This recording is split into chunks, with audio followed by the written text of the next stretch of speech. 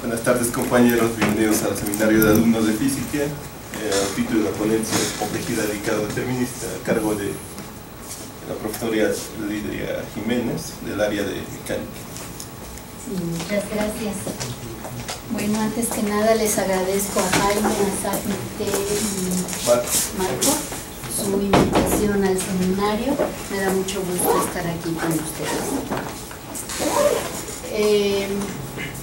Yo les quiero hablar de lo que es el caos determinista, que es un concepto bastante complejo que surge en los sistemas dinámicos. El nombre sistemas dinámicos viene de dynamis, que es una fuerza que produce un cambio, viene desde el griego.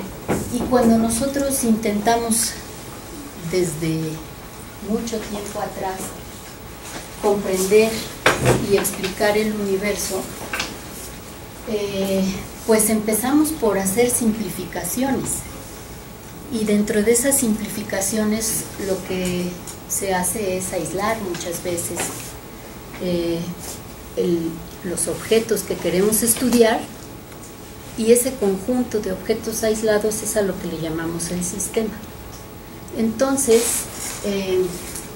desde luego, pues esto es una simplificación, pero que nos ha ayudado muchísimo a avanzar en la ciencia. Recuerden nada más y nada menos que los trabajos de Galileo, en donde él tuvo que aislar y pensar de una manera muy generalizadora qué pasaría si no hubiera fricción cuando vivimos en un mundo con fricción. Ahora sí podremos hacer experimentos con campanas y ver que una pluma cae igualmente de rápido, con la misma aceleración que una moneda. Pero en la época de Galileo simplificó un avance muy importante. Entonces, aislar un conjunto de objetos puede ser muy importante para continuar en el avance, y así avanzó la ciencia por mucho tiempo. Y lo sigue haciendo. Quizá el primer sistema que nos ayudó a comprender mucho de nuestra ciencia que actualmente tenemos fue la mecánica celeste. Es quizá esta mecánica celeste el origen de los sistemas dinámicos, y actualmente tiene un gran dinamismo en su estudio, en su comprensión.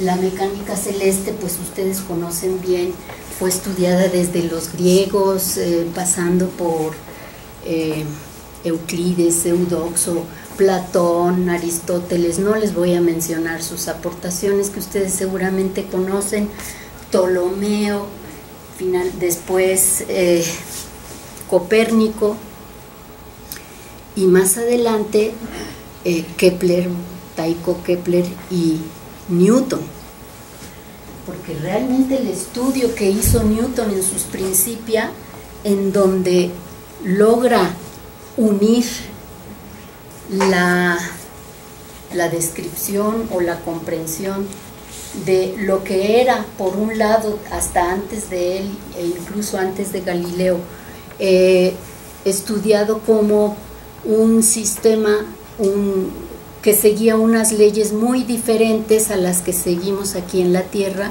Los cielos seguían otras leyes, y pues bueno, la gran unificación de Newton es unirlo en una sola teoría muy importante, en donde introduce sus tres leyes y la ley de gravitación universal, y nos da un esquema con el cual, si tú me dices qué fuerza pones, yo puedo describir cuál va a ser la evolución de tu cuerpo o de tu sistema que tengas, simplemente resolviendo la segunda ley, la ecuación diferencial. En los sistemas dinámicos lo que pretendemos es explicar y poder predecir cuáles son los cambios de ese sistema, sobre todo a nivel macroscópico. Y el comportamiento que nos puede surgir a esta escala. bueno, ya haré otros comentarios más adelante. Y pues dentro de esto, de la mecánica celeste, el primer problema que se resolvió con absoluto éxito fue el de Kepler, el de la ley de gravitación universal, en donde un planeta está bajo la atracción de un sol y solo esos dos los puedo entender muy bien. Es el famoso problema de Kepler que resolvió Newton y que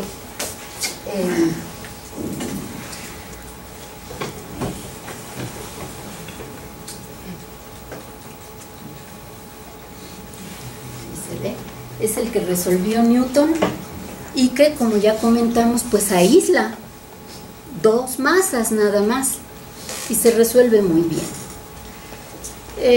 Claro que Newton se da cuenta que va a tener que modificar un poquito su teoría, bueno, no modificar, sino estudiar más a fondo la interacción cuando hay 9 planetas. En su época eran 9 planetas, ahora son 8, no porque nos falte uno, sino porque a Plutón ya no se le considera planeta. Entonces debía de resolver un sistema de muchos cuerpos y pues lo que hace es simplificar y decir, bueno, 3, el Sol, la Tierra y la Luna, voy a resolver esos 3. ¿Y qué ocurre? Que ese problema pues no lo puede resolver, es un problema muy complejo. Y espero que al terminar esta plática comprendan ustedes en qué radica la dificultad de resolver el problema de 3 cuerpos. No que no pueda yo encontrar algunas soluciones, sí, pero no puedo encontrar la solución global de todo el problema de 3 cuerpos, como existe para 2 que sabemos que son cónicas. O estás en una hipérbola, o parábola, o elipse, pero sabemos la solución global. En el de 3 cuerpos no. No tengo la global, tengo algunas soluciones. Pues este problema, ya dejen ustedes n. Empezaron muy contentos, vamos con n cuerpos, y luego a reducirle, porque eso estaba muy complicado, pues ni con 3 podíamos, ¿no? Y le reducen a 3, y pues pasan los años y nadie puede dar una solución. Ahora entendemos por qué. Pero se propone un concurso para que alguien dé la solución y lo gana Poincaré en 1889, encontrando una solución al problema de los 3 cuerpos, haciendo una serie que él considera, que él muestra que es convergente. Entonces logra dar la solución Poincaré de este problema. Claro que para dar esa solución tuvo sus problemas, sus cuestiones que ya les comentaré si me da tiempo, pero al final lo que tiene que hacer es lo que se llama actualmente el enredo o tangle homoclínico, el enredo homoclínico. Y que lo vamos a ver más adelante. Y comprender que en los sistemas dinámicos como el de los 3 cuerpos existe un enredo homoclínico, pues es la primera irrupción del caos en la física y en la ciencia entera, porque pocos años antes Laplace pensaba que pues bastaba con que nosotros, era muy determinista, ¿no?, el pensamiento, basta con que tú des todas las condiciones iniciales del universo y tengas una máquina suficientemente potente, lo metes a tu segunda ley y resuelves el problema. Pues sí, pero no podemos ni con 3, ¿no? Entonces estaba raro. Y Poincaré se da cuenta pues de cuál es la dificultad, que la vamos a ver, y esto lo publica en 1889 en la Acta de Suecia, la Acta Matemática de Suecia, y y pues se da cuenta que aquí hay mucho que estudiar. Pero ya en 1900 empieza la mecánica cuántica, que va introduciendo la probabilidad o el azar de una manera inherente, y en 1905 la relatividad. Poincaré ya estaba viejo, él muere en 1912, y entonces todo este impulso tremendo que traía Poincaré se acaba y ya nadie siguió por ahí. Un poco siguieron matemáticos, pero los físicos lo dejaron fuera. Por ejemplo, Birkhoff en 1920 estuvo trabajando con el problema como si fuera Poincaré su maestro, se estudió todas las obras, y en Kolmogorov, los rusos, pero puro matemático, estaba en eso. Bueno, ahora sí ya me voy a ir más rápido, si no, no acabo en esto.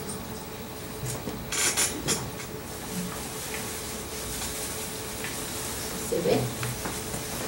Entonces, pues si la cuántica ya me introduce un cierto elemento azaroso, ¿para qué dedicarnos a estudiar el caos que ya había visto Poincaré? Pues ahí se detiene todo, y es hasta 1963 que surge Lorentz con su atractor casi que de casualidad y descubre que hay ahí una dinámica muy compleja y se resucita todo lo que había hecho Poincaré. Les digo, los matemáticos, sobre todo los rusos y Birkhoff, sí siguieron trabajando, pero de una forma muy a teorema y estas cosas pero los físicos estuvimos mucho fuera de esto. Les muestro rápidamente un modelo que es de crecimiento de poblaciones, en donde quiero distinguir cómo un modelo lineal tiene una característica que se llama superposición, que no tienen los modelos no lineales. Para que haya caos va a ser necesario que los sistemas sean no lineales. ¿Qué pasa, por ejemplo, con una población que si nosotros consideramos que hay una laguna y donde empezamos con una población que será de aquí como de 2? Y suponemos que hay una tasa de crecimiento anual R, digamos 2, que se duplica. Entonces al siguiente año va a haber 4 y después de 4 va a haber 8 y así seguimos, ¿no? Esto los coloco en una gráfica a la población al tiempo I, la población al tiempo I más 1 al año, y el IMI de cuántos años llevo, y pues quedan sobre una recta. Esta población tiene un crecimiento lineal, y multiplicar por 2, imagínense, en la n, en el n año van 2 a la n, ¿no? O sea, es exponencial, esto se dispara. Aquí tengo la característica muy importante de los sistemas lineales es que si yo tengo una laguna con 2 y otra con 3 y dejo que evolucionen, al siguiente año voy a ver cuántos hay, pues esta tiene 4, esta tiene 8, 3 va a 6 y va a 12, duplicando. Y ahora vean la suma, 2 más 3 da 5, 4 y 6, 10, 8 y 12, 20. Y si yo empiezo con 5, por 2, 10, por 2, 20, claro, porque es lineal, ¿no? No nos sorprende. Esto de que es este detalle de que la suma de las poblaciones separadas me da la población total, y se pensó de hecho por mucho tiempo como que se pensaba de una manera ingenua en una forma lineal, en que basta con que yo divida en partes, luego lo sumo y ya tengo el efecto completo. Pues sí, eso es válido en los sistemas lineales, pero no en los sistemas no lineales. Un modelo mucho más realista pues sería considerar no solo que hay natalidad y mortandad, sino que hay competencia. Esto se modeló por May, es un crecimiento que se estudió en el 71, y que lo que hace es suponer que en vez de tener la recta, lo que tenemos es una parábola. Y a este número de acá, que es la máxima población que soporta el sistema, el ambiente, es a lo que se le llama la capacidad de carga, y entonces describe un comportamiento no lineal. Por ejemplo, si empezamos con una población inicial de 4, lo metemos a esta regla, población inicial P0 de 4, luego pongo P0 entre esa capacidad total que es 32, aquí supuse 32, hago la operación tomando R como la resta natalidad menos mortandad y me da que la siguiente población, desde luego aquí se tiene que meter redondeo, entonces de 4 se va a 6, luego a 8, a 10, 12, 13, y una vez que se repite un número, pues ya no se sale de ahí. La población tiende a 13, después de 2, 3, 4, 6 años, queda en un valor del que ya no se mueve, el punto y hay otras secuencias, podríamos calcular la secuencia del 10 y pues bueno, me da 12, etcétera, y la secuencia del 14, traía yo un programita ahí para que lo vieran, pero no me va a dar tiempo. Entonces, el detalle es que 4 va a 6, 10 va a 12 y 14 va a 13. Por supuesto que la suma no sigue el principio de superposición, esto es característico de los sistemas no lineales.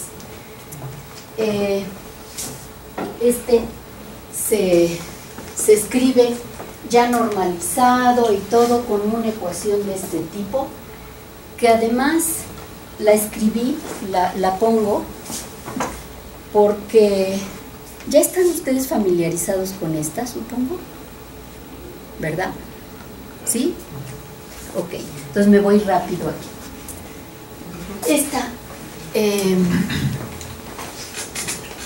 Este tipo de crecimiento que se llama el logístico muestra, es quizá el sistema que además es unidimensional, tengo mi parábola, que muestra el comportamiento con caos y el sistema más simple que podría yo escribir. Todos le llaman, este es un modelo de juguete, ¿no?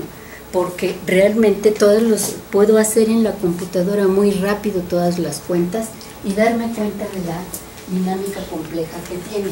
Se las menciono rápidamente. Para R menor que 1 se extingue la población. Si estoy entre 1 y 2, pues se aproxima a un punto fijo como ese 13 que teníamos. A ese se le llama el atractor. Y no importa dónde empiecen, su condición inicial, siempre llegan al atractor, por eso se llama atractor. Todas las soluciones caen ahí. Para R entre 2 y 3, antes de caer como que va oscilando y hasta que cae.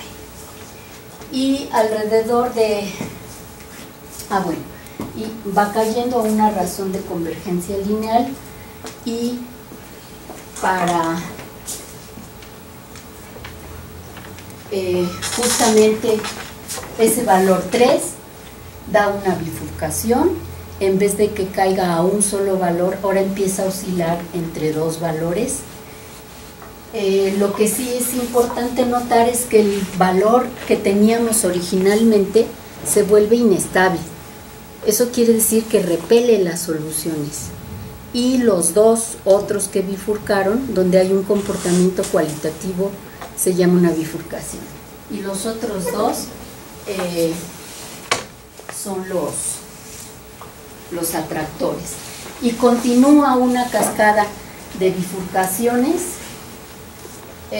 hasta que hay un cierto valor, que por cierto cada vez bifurca en un valor más cercano, y si uno calcula el cociente de los intervalos sucesivos de bifurcación, da una constante para todos los mapas unimodales, o sea, con un máximo que es esa constante de Feigenbaum. Cuando se alcanza ese valor que puse aproximadamente 3.56, se termina la cascada de bifurcaciones. Ahora ya tenemos un periodo, se le llama periodo al número de puntos que se exploran que tiene el atractor, y como si llegara al periodo infinito, ahí es el punto de acumulación de todas las bifurcaciones, y entonces ahí es donde se tiene ¿a qué le llamaría yo un periodo infinito? O sea, que nunca se repite.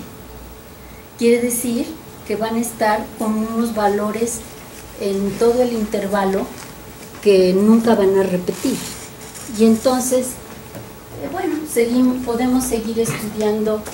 Aquí puse uno de periodo 4, 1, 2, 3, 4, 1, 2, etcétera. Y este creo que también es uno de periodo 4 con diferente condición inicial. Y aquí ya uno con un valor bastante alto, 3.99, en donde se observa este comportamiento caótico que consiste en que yo puedo dar dos condiciones iniciales muy cercanas. Aquí lo hice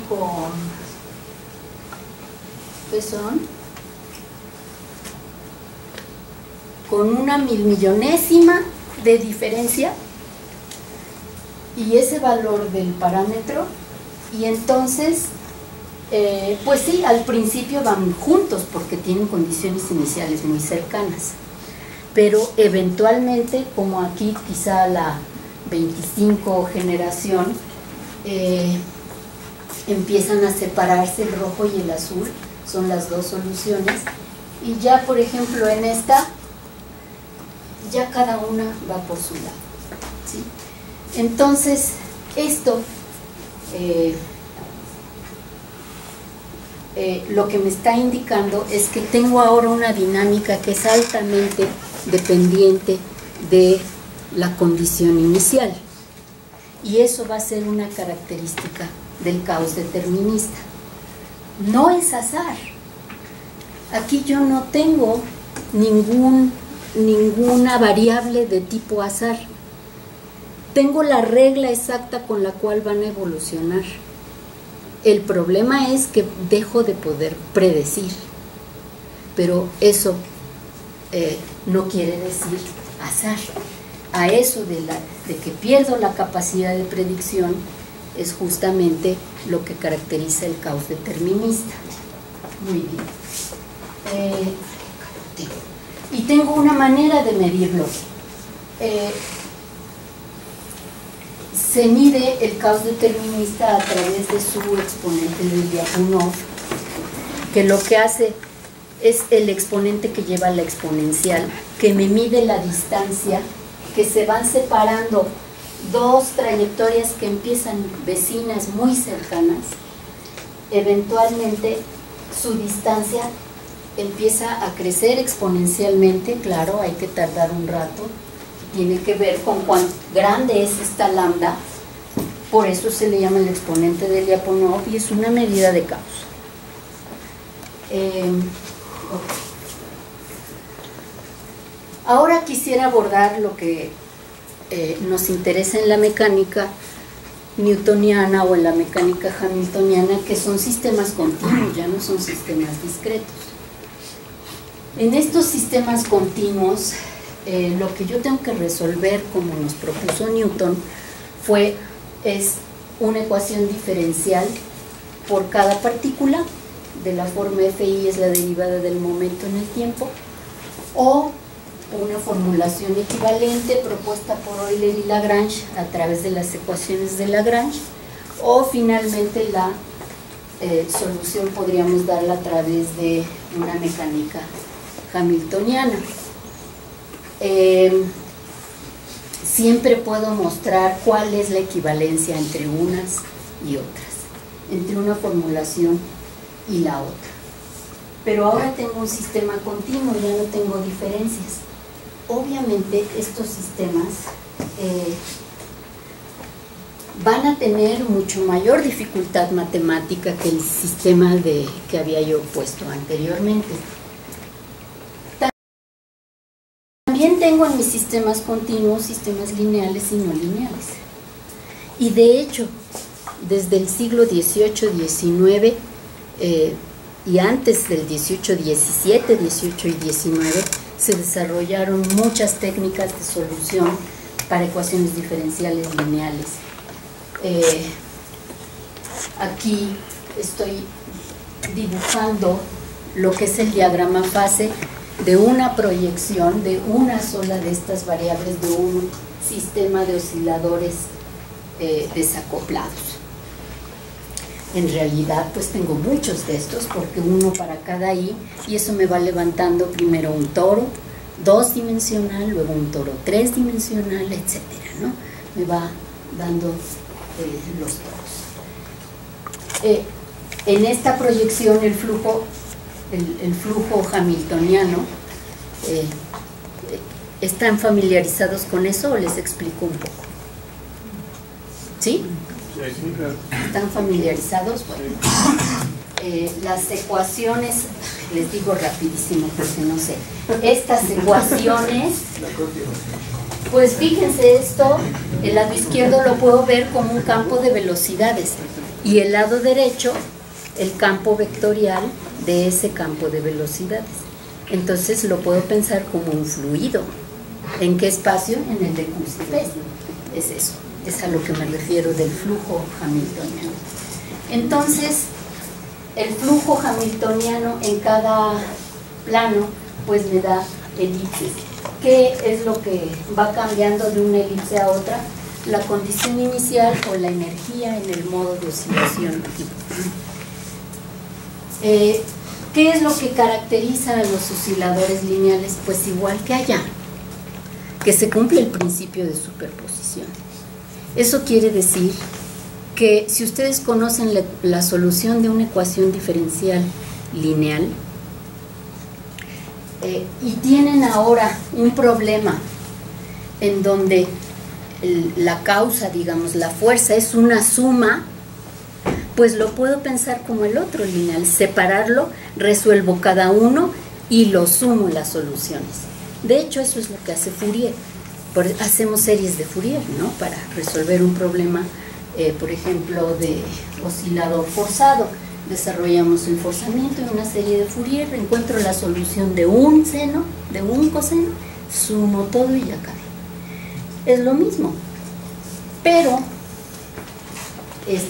este sistema maravilloso y que es de los más importantes que tenemos en física, ya sea con o sin amortiguamiento, pues es un modelo fundamental porque nos ha permitido avanzar mucho, pero también nos ha detenido ahí. ¿Qué podemos hacer cuando ahora el sistema es no lineal? Porque eso es ser más realista. Entonces, también tenemos modelos no lineales como es el del péndulo, ya muy bien resuelto. Sabemos que sus soluciones paramétricas resultan ser funciones elípticas, pero yo saco mucha información de su diagrama fase sin meterme a la solución del problema. Este es el diagrama fase de un péndulo, ¿no? En donde yo tengo aquí un potencial de tipo menos coseno, y entonces ahí en el fondo del potencial, donde supongamos que ahí puse mi origen, tengo oscilaciones, primero lineales, aquí habría elipsitas. Conforme me alejo, porque este seno se aproxima por un teta, entonces serían lineales. Luego, conforme ustedes se van alejando, empiezan a ver la parte no lineal de este y continúan alejándose, por eso son funciones elípticas, hasta que si llegan a este valor, esta se llama la separatriz.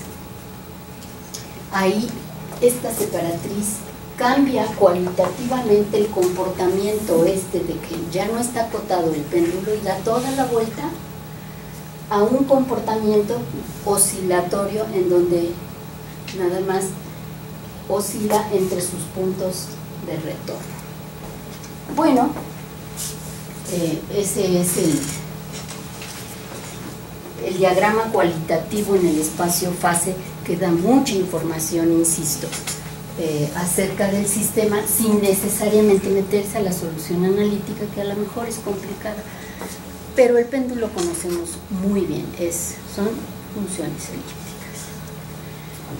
Ahora abordemos el problema que abordó Poincaré, que era el de los tres cuerpos. Este problema, ay, perdón, me avisas cuando me falten como 10, 15 minutos, ¿no? Porque luego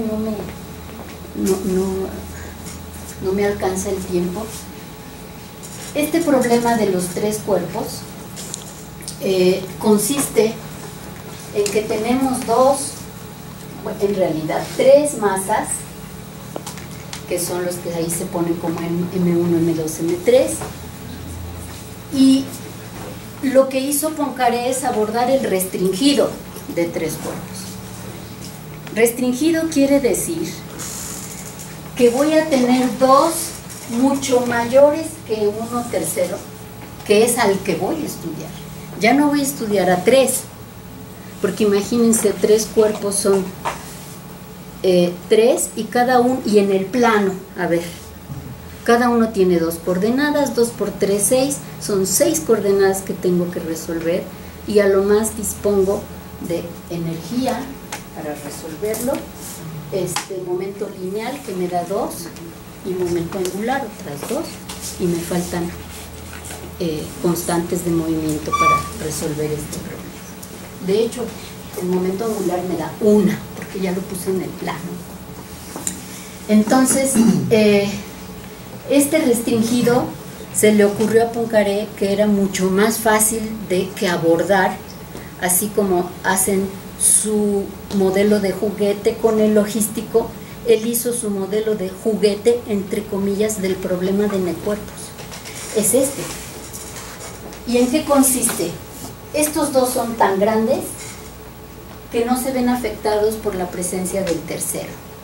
Ese tercero pueden pensarlo como un cohete que voy a lanzar al espacio. Es tan chiquito que no mueve ni a la luna ni a la tierra. No es mala la aproximación de ese problema, ¿no? Y sin embargo trae bastante de lo que yo quiero resolver. Ok, lo que se hace primero, y lo que hizo, y ya lo habían hecho otros, es pasarse al sistema sinódico, que se llama el que rota con los primarios. Estos dos grandotes se llaman los primarios, y supongamos que hacen un movimiento circular, por ejemplo, que es lo más simple. Les digo, él quiso buscar lo más simple de lo más simple que pudiera, y supone que estos hacen movimiento circular con una velocidad angular omega, que la vamos a hacer 1 para adimensionar unidades. Y entonces queda claro que mi problema, cuando me pongo en este sistema rotatorio, ahora los dos a ver si no traigo, aquí hay uno. Estos dos primarios ya se quedan fijos en el eje X, y el tercer cuerpo que quiero describir cómo se mueve, el M3, que tiene una masa muy chiquita. Incluso lo que hacemos es que, como la masa aparece por todos lados, estudiamos un lagrangiano o hamiltoniano por unidad de masa. Entonces quito esa masa. Solo sé que es muy chiquita, pero aparece en todos lados y la quito. Y aquí hay entonces un mosquito que quiero estudiar. Bueno, no se mueve más que por atracción gravitacional en alitas, pero sí quiero ahora, la ventaja de este sistema es que esta masita, para calcular la fuerza gravitacional con los dos primarios, ya no depende de T, porque en el otro sistema que giraba, es cuando estoy en un sistema inercial, ese sistema se llama sideral, pues ese era dependiente de T, entonces no me daba. Siempre tratamos de encontrar constantes de movimiento. Lo primero es entonces introducir un sistema rotatorio que me da una constante de movimiento. No es la energía, se llama la constante de Jacobi. Ya tengo entonces mi problema planteado y aquí están las ecuaciones del hamiltoniano para ese problema. Este término lo introduce precisamente el estar en un sistema que rota. Y aquí está la interacción, que ahora este R ya no depende de T. Al ser un hamiltoniano independiente de T, su valor es constante de movimiento y no es la energía, por eso de que metimos un sistema que rota. Bueno, entonces vamos a ver, aquí está el abordaje que se hizo. Miren, antes de Poincaré se había abordado desde dos frentes. Un frente era el analítico, en donde yo quiero encontrar soluciones era muy difícil, y Euler ingeniosamente se le ocurrió ver el problema colineal. A ver, voy a encontrar en qué puntos puedo tener puntos de equilibrio en donde la fuerza que siente gravitacional se compense con la fuerza centrífuga de mi sistema rotatorio. Entonces ahí pongo el puntito y encuentra Euler tres soluciones. Esta se llama la solución de Euler 1, la 2 y la 3. 1 está en medio de los dos primarios, 2 está fuera del lado del pequeño y 3 está fuera, pero del lado del grande. Después Lagrange también abordó esto desde un punto de vista de busquemos soluciones analíticas y logró encontrar, con la misma idea de equilibrar fuerzas, los dos puntos que se llaman de Lagrange, L4 y L5. Estos dos triangulares, bajo ciertas condiciones, son estables. En cambio, estos L1, L2, L3 siempre son inestables. ¿Qué quiere decir? Tantito que te muevas para acá, se te va. Ya no se queda ahí. Okay. Aquí tenemos cuál es el potencial que me da ya en el sistema sinódico. Este es el potencial que obviamente trae este término extra por estar en el sistema sinódico, y ahí está la interacción y aquí está una gráfica de este potencial efectivo. Aquí observamos los tres puntos de Euler. A los 5 en total se le llaman los puntos lagrangianos. Aquí tengo L1, L2, L3 y los dos equiláteros de Lagrange. Y aquí lo que hemos dibujado son unas curvas equipotenciales, ¿sí? Es decir, yo podría dibujar este potencial con una gráfica, poner X1, X2 y su altura. Y entonces me queda que desde luego tiene singularidades en ese 1, que es cuando el puntito lo pongo exactamente en la masa grande o en la masa chica. Ahí están las singularidades, están los puntos de equilibrio, y creo que ya no les puse un dibujo 3D, pero este punto, pues aquí se ve, miren, este punto, si yo doy un valor de la constante de Jacobi igual al máximo que tengo ahí, es un punto silla, son puntos silla estos tres. Entonces, si doy la constante de Jacobi con este valor, ahí tengo el mínimo del potencial. Si continúo, si doy más abajo, o caigo acá, pero ya no me puedo conectar por ellos, porque doy un valor de la energía más bajo.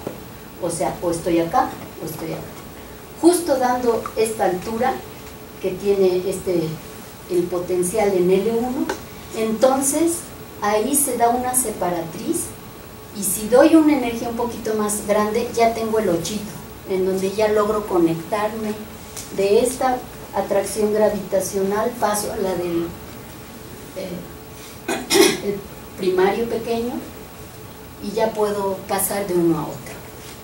Luego sigue este, en el que si doy una energía menor que este, una constante de Jacobi, perdón, menor que este, pues estoy cayendo en este que habíamos ya comentado, los como chitos, pero si dan una un poco mayor, esto se abre, y entonces estos son los que nos van a interesar desde el punto de vista de aplicación en aeroespacial. Por eso quise discutirlo aquí. Bueno, ¿qué hacemos para resolver? Pues esa fue una, y por ahí no se encontró más. Y le intentaron y todo, y nunca se avanzó. Después, por otro lado, y simultáneamente, no solo después, se estuvo abordando a través de teorías de perturbaciones. Las teorías de perturbaciones asumen que ustedes conocen una solución, que es la que aquí le llamamos H0, la conozco, que es mi Kepler.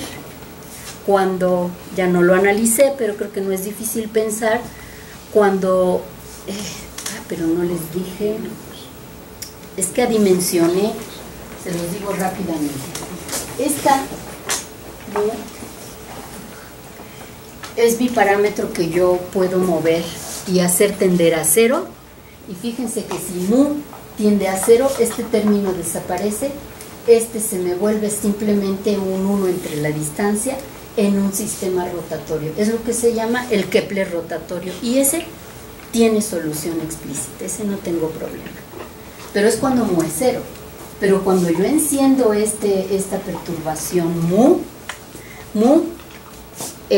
como este sistema se ha dimensionado, recuerden que es bien importante adimensionar antes de lanzarnos a estudiar todo. Mu, se supone, asumimos que la suma de las masas es la masa total, y tomo el valor 1, ¿sí? Y luego hago el cociente de las masas, y eso me da el valor que toma mu1, digamos, y mu2, el cociente con la masa total. Desde luego la suma mu1 más mu2 es 1, porque la total es 1. Entonces, si yo sumo mu1 más mu2, me daría 1. Quiere decir que una masa la puedo escribir como 1 menos un factor mu.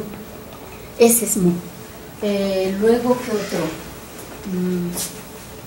Se ha supuesto que la velocidad angular de los primarios es 1. Se ha supuesto que la distancia entre los primarios es 1. O sea, se ha dimensionado ya todo. Bueno, entonces les comentaba, aquí vamos a tratar de resolver por otro frente, que es el de la teoría de perturbaciones, que consiste en, a ver, yo conozco la solución a mi Kepler sinódico, y ahora le agrego el pedacito mu, el extra, cuando mu no es 0, pero cerca de 0, o sea, es un chiquito. Y lo que vamos es a buscar la solución hacia encontrar quiénes son. Aquí lo escribí en una forma que deja avanzar mucho hacia la comprensión de cuál es el meollo del asunto de lo que hizo Poincaré y lo que hicieron después los rusos. Utilizar algo que se llama la función generadora de mi solución. No quiero ahondar mucho en ello, pero la ecuación que satisface es esta, que se llama la de Hamilton-Jacobi. Y ella se propone como una identidad más un chiquito W1, que esa es la que busco. Ahí está mi problema. Encontremos a W1 sustituyendo esta W aquí, donde H ya es el hamiltoniano que trae a esta perturbación. Bueno, entonces, haciendo la teoría, a lo que se llega es a que aquí tengo mi solución que estaba buscando a primer orden. Y tiene el problema de que me aparecen en el denominador las combinaciones enteras de las frecuencias. Este problema que estoy mostrando aquí lo tienen todas las teorías de perturbaciones.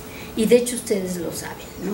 Si yo tengo un oscilador armónico y lo perturban con una frecuencia igual a la natural de él, resuena.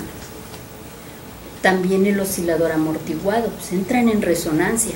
O sea, hay una gran transferencia de energía y las cosas se mueven demasiado. Perturbaciones no, ya no son perturbaciones. En realidad, ese es lo que está pasando detrás. Que mi H1 al entrar, en general, contiene muchas frecuencias y seguramente algunas van a entrar en resonancia con mi H0. Esto de las resonancias se observa en nuestro sistema solar, por eso se tiene, por ejemplo, la distribución que tienen los asteroides. Hay zonas en donde casi no hay asteroides, y es que ahí hay una resonancia con alguien, a lo mejor con Júpiter. ¿Por qué? Porque van a dar la vuelta y cuando regresan otra vez Júpiter les da otro aventoncito, chiquito si tú quieres, pero con los siglos, ¡pum!, acaba de tener una excentricidad grande, choca con los de al lado y hasta se hace un hueco ahí, que son los huecos de Kirkwood, ¿no? En los asteroides. O el más hermoso de todos son los anillos de Saturno. Tienen una estructura tan rica que tiene que ver totalmente con las resonancias con sus lunas, sobre todo es con las lunas. Pues aquí están ese problema de las resonancias, que efectivamente las observo en mi sistema solar. Y pues esas resonancias, en mi teoría, me traen divisiones por cero. Entonces, por eso proponían un premio. A ver quién logra resolver este problemón que venimos cargando desde hace 200 años de que nuestras perturbaciones no convergen. Ni Lagrange ni Euler lograron avanzar más, ni Newton el Grande. ¿Por qué? ¿Por qué no puedo avanzar más? La teoría me dice que tengo divisores por cero. Sin embargo, yo veo ahí los anillos de Saturno y aquí estamos nosotros, como que debería de haber algo que explique, ¿no? Bueno, lo que hace Poincaré es, y bueno, lo que hizo Poincaré fue maravilloso porque primero propone una solución y dicen, wow, ya la halló. Casi nadie la entendía, era un matemático, pero de primera. En el concurso estaban de sinodales. Desde luego el sueco era Mittag Leffler, y estaba Weierstrass, estaba Hermite, Kovalevskaya, o sea, gente muy buena. Y él manda su propuesta y Weierstrass, que es quien lo revisa, pues ya estaba enfermo, no logra detectar bien y le dan el premio. El editor, Frankman, le dice, oye, aquí estás dando un salto medio raro, y les voy a mostrar en dónde. ¿Qué le cuestiona Frankman a Poincaré? Y Poincaré no logra contestar cuál es la solución, porque él efectivamente había dado un salto mortal. Y cuando ya hasta tenía el premio y se da cuenta cuál era el problema, y hasta paga para que se reedite todo eso y pueda salir la versión correcta, que duplicó el tamaño de su primera versión, y en donde, bueno, desarrolló lo que viene a ser la topología, los sistemas dinámicos, introduce mapas de Poincaré, y todavía se pasó después, pues estamos en el 89, 90, 15 años trabajando y desarrollando las ideas que en ese momento un chavo de 35 se le ocurrió, y que dio lugar a muchísima matemática que después se pudo desarrollar. Ok, bueno. Si nuestro problema es la resonancia, ¿qué es lo que ocurre localmente cerca de una resonancia? Aquí lo que les pinté es, hay unas variables que se llaman de ángulo-acción, que son las variables óptimas para describir un problema que ya resolvieron. Solo se dejan escribir en ángulo-acción los problemas bien resueltos. Tenemos ángulo-acción para el problema de campo central, el de Kepler. Tenemos ángulo-acción para péndulos, péndulos esféricos, para, obviamente, oscilador armónico. Para los que se dejan resolver y que son periódicos, tenemos esas soluciones. Es en esas variables en las que escribí la teoría de perturbaciones, porque dices, pues perturbo y debería yo de obtener algo cercano. El movimiento en estas variables de ángulo-acción se ve como movimiento en un toro. En el oscilador armónico, que es el más fácil, ya se ve el toro, ¿no? Ya casi no tengo que hacer nada, él mismo prácticamente me da movimiento en un toro n-dimensional, o si tengo 2 grados de libertad, pues es un toro 2-dimensional, la dona. Pero, y otro problema como el Kepler, también se puede llevar a toros. Todos los problemas que se dicen integrables y que me servían de base para hacer mi teoría de perturbaciones, como el del problema de 3 cuerpos, se puede escribir como la dinámica en un toro.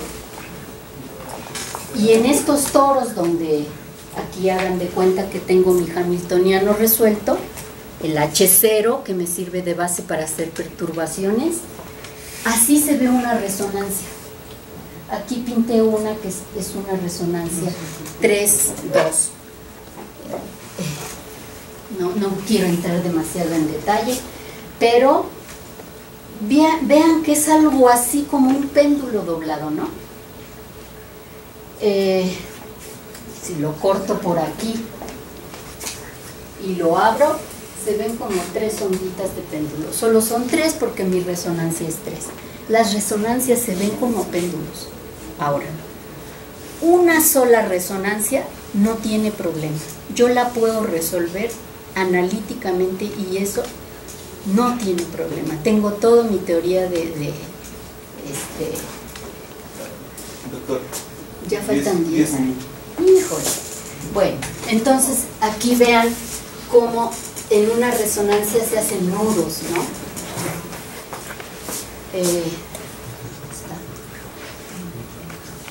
Y lo que se pregunta uno es, ¿qué ocurre en la separatriz? Ahí es donde estaba el detalle, porque aquí tengo los puntos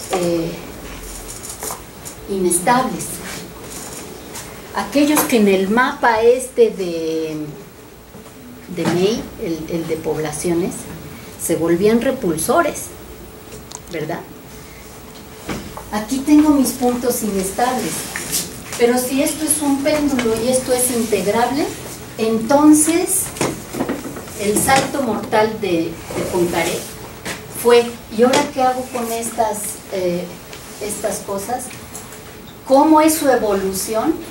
Y se le hizo fácil decir, esta separatriz se pega con esta que viene de acá.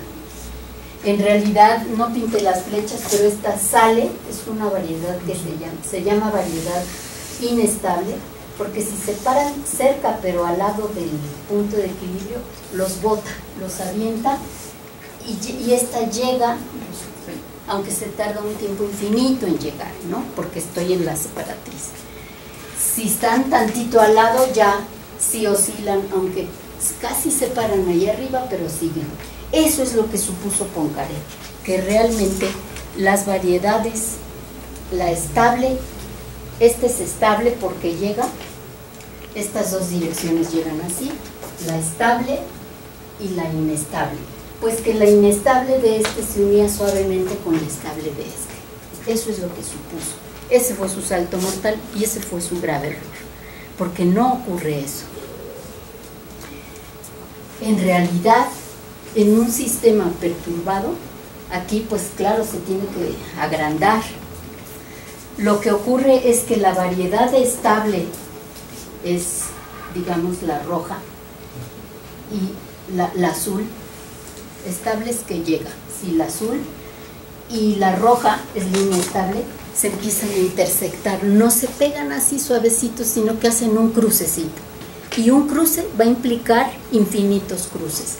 La razón es que en todos los sistemas hamiltonianos tenemos el teorema de Liouville de la conservación del volumen en el espacio-fase. Esa es a fin de cuentas la razón de por qué debe de haber infinitas intersecciones.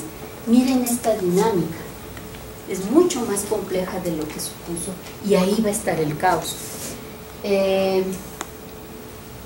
Este es el cálculo de las variedades estable e inestable, también roja y azul, en torno a un punto hiperbólico en la rotación de un satélite. Calcular esto es complicado, suena fácil, pero no es como vamos a hacer con el mapa logístico y sale más o menos rápido las cosas. Aquí, esto es integración numérica. Lo que hago es tomar el punto de equilibrio, linearizar, es un punto de equilibrio inestable, linearizo, con lo cual encuentro autovalores y autovectores que dan las dos direcciones de las variedades estable e inestable. Las dejo ir a la parte no lineal numéricamente. Todo esto es integración numérica, y tienen que tomar un montón de condiciones iniciales porque se van a estirar. Hay una dirección que estira la variedad inestable y hay una dirección que encoge, es la variedad estable. Esto tiene mucha similitud con lo que pasa en los mapas del logístico, pero bueno, ya no puedo ahondar mucho en eso. Y aquí estoy mostrando un mapa de Poincaré que me muestra cuando tengo dos resonancias. Fíjense, no sé si alcancen a ver, pero aquí hay puntitos. Es que en realidad ahí hay caos. ¿Por qué? Porque se están intersectando la variedad estable y la inestable. Y si yo aumento aún la perturbación, no solamente ese cruce que se llama punto homoclínico, no solamente se da entre los de la misma órbita periódica, que está aquí, sino que si aumento la perturbación, se empiezan a intersectar con otros, de otras soluciones, de otra resonancia, pues. Entonces, si tienen uno homoclínico, tienen infinitos. Cuando es con diferentes resonancias, como diferentes péndulos, se llaman heteroclínicos. Y entonces una intersección heteroclínica, igualmente por Liouville y todo, implica infinitas intersecciones. Y entonces, es una cosa que está haciendo que el caos empiece a crecer y a crecer, cada vez a tomar más región del espacio-fase. Como una aplicación, porque esto me suena como ay, que chavesque este caos, cómo me deshago de él. Es bien importante esto, porque lo que permite es esto que se llama el transporte heteroclínico, que se utiliza en cálculos aeroespaciales. ¿Qué se hace? Miren, primero, yo ya tengo mis puntos lagrangianos, ¿no? Estos puntos lagrangianos son tipo silla, inestables, que tienen una dirección que acerca y otra que repele. Tienen variedad estable e inestable. Los tres. Lo que tenemos que hacer entonces es, primero, escoger masas, por ejemplo, el Sol, Júpiter y mi nave. Es un problema restringido plano circular de 3 cuerpos. Son aproximaciones. Después, calculas para esas masas dónde están los puntos lagrangianos, los colineales. Los otros de triángulo no me interesan. Tienen otras aplicaciones, pero ahorita estoy viendo estos, los calculas, depende de las masas, del Sol y de Júpiter, o Sol, Saturno, o Tierra y Luna, los calculo, ya los tengo. Y calcula las variedades estable e inestable, es decir, lineariza tus ecuaciones diferenciales cerca de esos puntos y calcula los autovalores y autovectores. Luego, te paras en esas variedades, cerca de la aproximación lineal, te paras en las variedades estable e inestable, y ahora vas a dar soluciones cercanas al punto de equilibrio. Eso da vueltas alrededor del punto lagrangiano, pero como es inestable se acaba por ir. Y tomo otra condición inicial en esa órbita periódica, o sea, genero la órbita periódica cercana, es inestable. De hecho, no es periódica, parece periódica, pero como estoy cerca, se va a ir. Tomo otro punto, y así genero todo un tubo de soluciones y que me van a conectar a los puntos de Lagrange L1, L2 y L3, porque voy a escoger una energía que esté entre el que me permite, el que está justo arribita de que se abre y se unen las tres regiones, la del Sol, la de Júpiter y la de afuera. Justo me pongo ahí en una energía de ese tipo, porque es la que me va a permitir conectar estos tubos. Ahora tengo que introducir las secciones transversales de Poincaré. Y finalmente, para que los tubos que salen de un punto lagrangiano, de los L1, L2 o L3, lo traigo a la sección transversal. Uno sale porque es inestable, ¿no? El otro lo voy a integrar al revés con tiempo para atrás y los llevo a una sección. Aquí traigo unos dibujos. Entonces, aquí esto lo que me está mostrando es esto que les explicaba, de que estoy en una energía en donde ya tengo justamente abierto aquí la región para que tenga, porque voy a querer hacer el transporte heteroclínico. Aquí tengo L1, L2 y allá está el L3, el de afuera.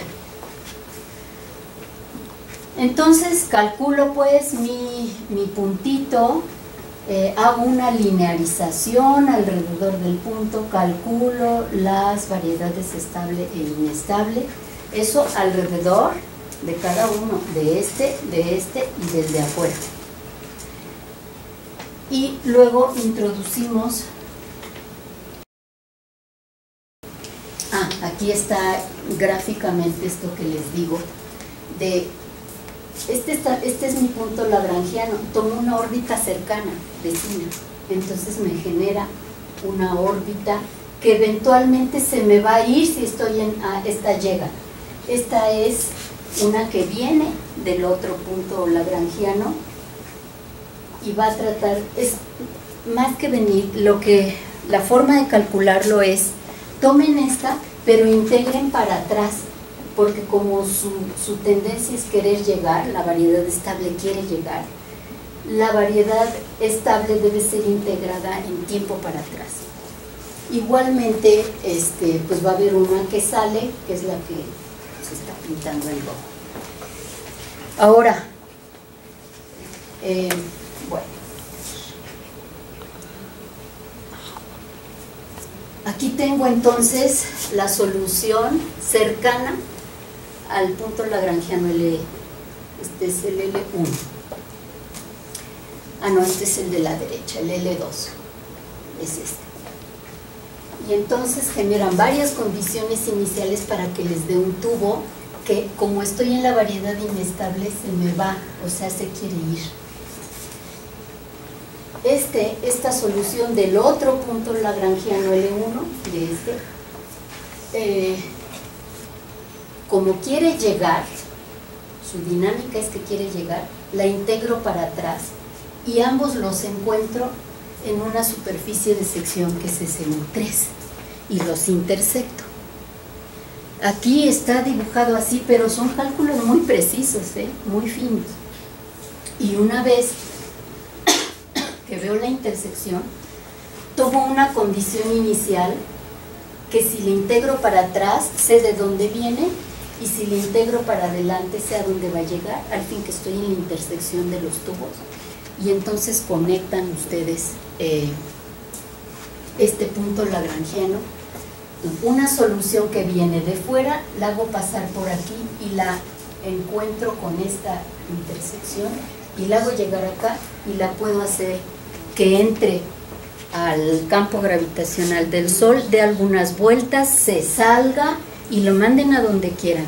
O sea, son cálculos precisos, pero muy valiosos, porque en principio ustedes podrían mandar lejísimos con pura dinámica, con pura cuestión gravitacional y sin combustible, una nave espacial a donde quieran ponerla, que es lo que se trata, ¿no? Es costosísimo un gramito ponerlo allá arriba. Entonces, esta es la idea.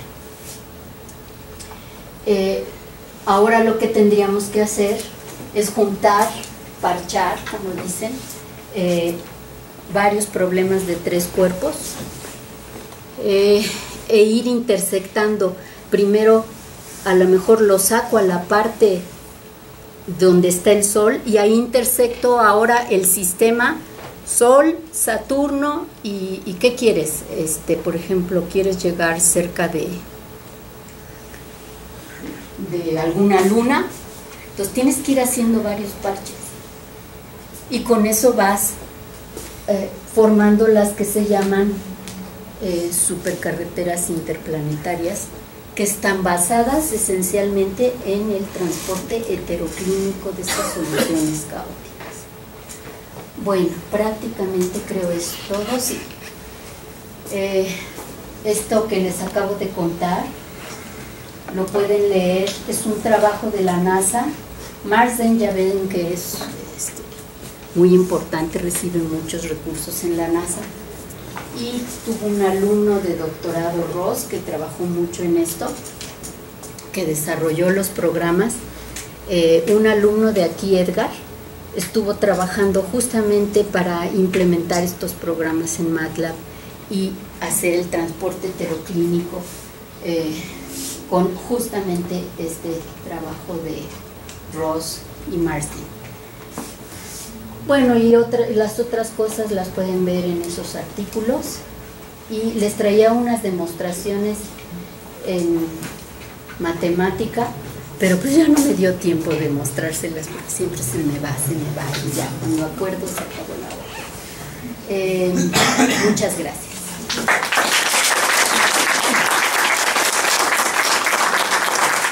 Pasamos ahora a la ronda de preguntas. Profesora, entonces es por eso que cuando mandamos alguna sonda a visitar Saturno o Júpiter, es que la mandamos a dar varias vueltas por otros lados para que se minimice la energía y aproveche la energía de la liberación.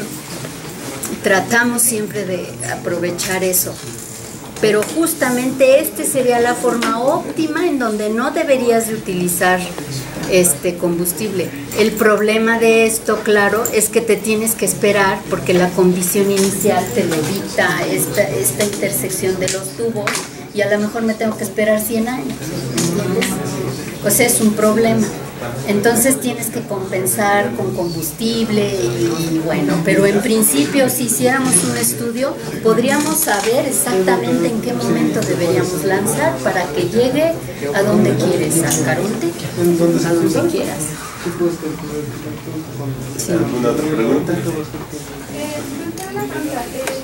En los ejemplos de la gran que mencionaba, no sé si lo estoy viendo mal, vamos a tener ciclos límites cerca del punto, porque por ejemplo en el que teníamos de L2 se alejaban, ¿no? Las condiciones iniciales se alejaban, pero cerca de él lo que se tiene es un ciclo límite repulsor.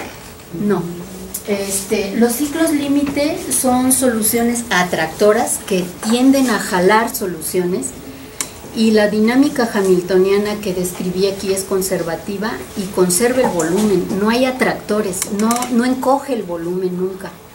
Entonces no tengo ciclos límites, pero sí tengo soluciones periódicas, estables, en el sentido de que si tú te mueves y das una condición inicial con una energía ligeramente diferente o con la condición inicial la mueves, se te va a ir. Si das una, cuando es estable, pero para que le atines a la variedad estable, eso es muy preciso. No le vas a atinar, o sea, a lo mejor va, se acerca y luego ya se te va, porque tantito que te salgas de la variedad es esta cuestión de la alta dependencia en la condición inicial, y esto es matemáticas, el mundo cruel es diferente, no es tan así. ¿Más preguntas? Las carreteras espaciales que mostró al final están hechas para una configuración de los planetas estática, ¿no? Y también hay así como una solución para la dinámica, o sea, con el movimiento de los planetas. No es estática, No, se están moviendo. Se están moviendo todos, cada uno, es que es un poco esto que explicaba yo, siempre aproximamos, separamos en pedazos, y mucho de la dinámica no lineal radica en la interacción. Entonces, ciertamente el hacer esta separación en varios problemas, en el momento en que me pase yo al otro, seguramente ahí es donde voy a tener que meter sistemas de control que me pasen, pero ya está cerca. Entonces ya no voy a tener que usar y ya me paso al otro problema. Y ese otro problema ya lo tengo estudiado con aquí lo presenté con un problema restringido. Sí se ha utilizado este método, se han puesto 2 ondas de esta forma, pero hay otras que no. Pero pues lo bueno de esta técnica es que te promete, pero a ver, tiene sus dificultades, que es con la que menos vas a utilizar combustible.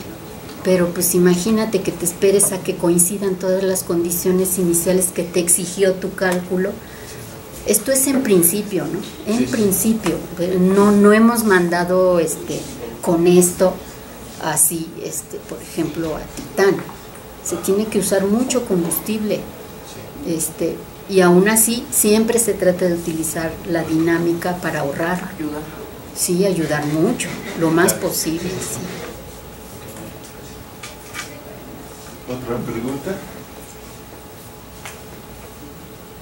Sí, profesora, bueno, si esto es tan caótico y tan dependiente de las condiciones iniciales, ¿cómo es que tenemos un sistema solar tan bonito, estable y que no es como que de repente a Júpiter se le aloca moverse tantito por una condición inicial de extra y ¡pum! Ya chocó con Venus o con el cinturón de asteroides? Quien ha estudiado mucho la estabilidad del sistema solar es Laskar, un montón de artículos que ha sacado. Y lo que ha visto es que los planetas grandes aguantan un montón, o sea, van a, digamos que tienen exponentes de Lyapunov muy chiquitos.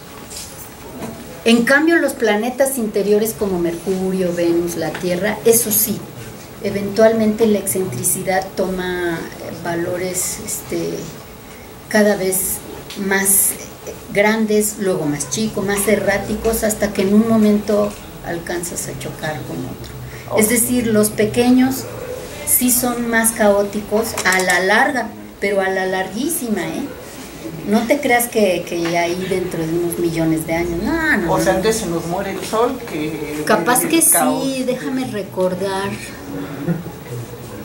Bueno, capaz que sí, Que fue parecido a lo que pasó con se supone el planeta que pues, era el cinturón de asteroides, ¿no? Algo así. Pues o fue un planeta que estalló, o más bien ni siquiera se alcanzó a formar, no se alcanzó a cohesionar, pero